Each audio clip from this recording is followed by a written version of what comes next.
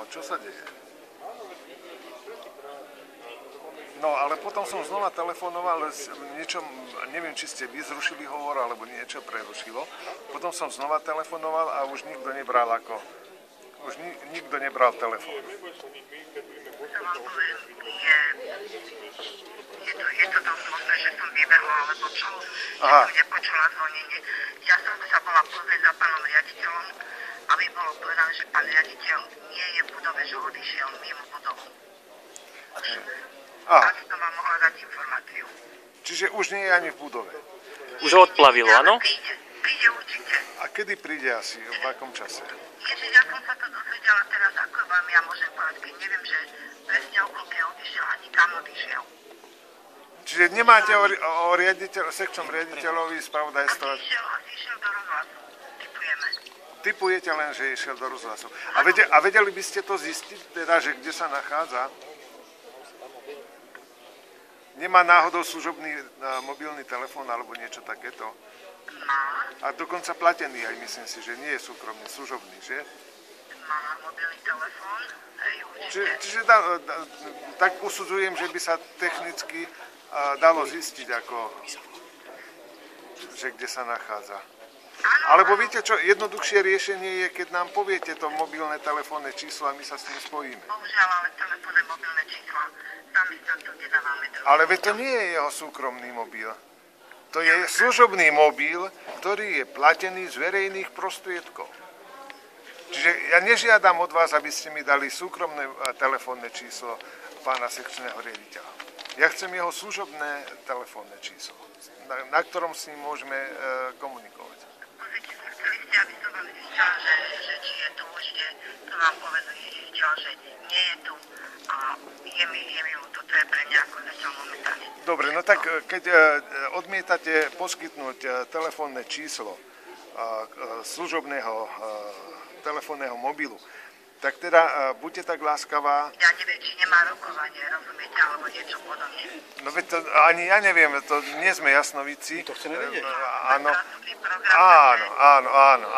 ale pokiaľ by bolo možné ako na ten služobný telefón sa mu dovolať, že on vie o nás, podľa toho som vyrozumel, že ste mu už avizovali, že sme tu, že čakáme na ňo, aj napriek tomu asi odišiel, hej, tak je to. Nie, on odišiel rovno akože z výroby, no z vysielania, jak skočili noviny.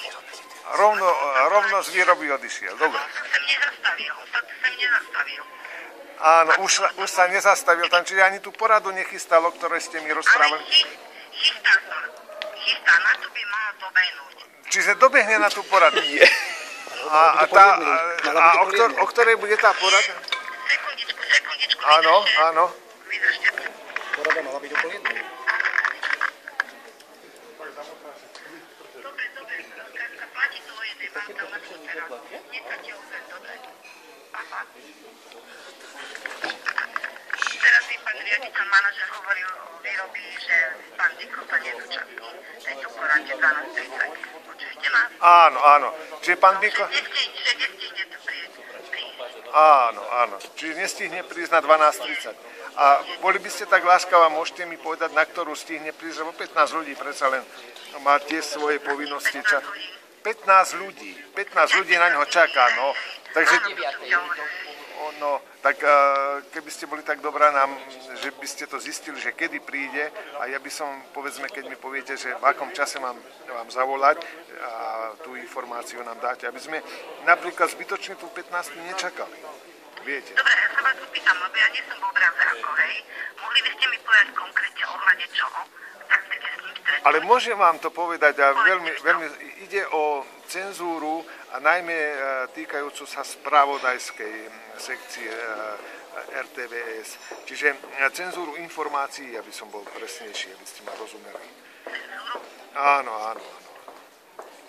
Máme také zistenia, konkrétne veci, konkrétne fakty a konkrétne kauzy a konkrétne zistenia, že a chceli by sme to, aby sa to dalo na poriadok, aby RTVS plnila svoju zákonnú úlohu. Viete, riadne. Dobre, poviem, hej. No a týka sa to priamo pána sekčného riaditeľa. No a dobre, a kedy máme volať teda, kedy bude... Generálny Sekčného riaditeľa, aby som nepoznal vašu presne organizačnú štruktúru, ako ste titulovaní, tak mi odpustíte tie funkcie, keď Jo, nebudem... máme pán Mika je generálny a Áno, tak sekčný. Hej. No, tak kedy môžem zatelefonovať, kedy nám dáte relevantnú Ja musím s ním hovoriť najprv. Dobre. Nemôžem vám to. Takto ja neviem, či to je o hodinu, o 2 hodiny, ale... Áno, ale nám poviete, či príde o hodinu, o 2, alebo... Ale to neviem, lebo to on volal teraz s týmto pánom. No a kedy... Manažerom výroby. A kedy- A jemu povedal, že nestia prísť na poradu. Áno.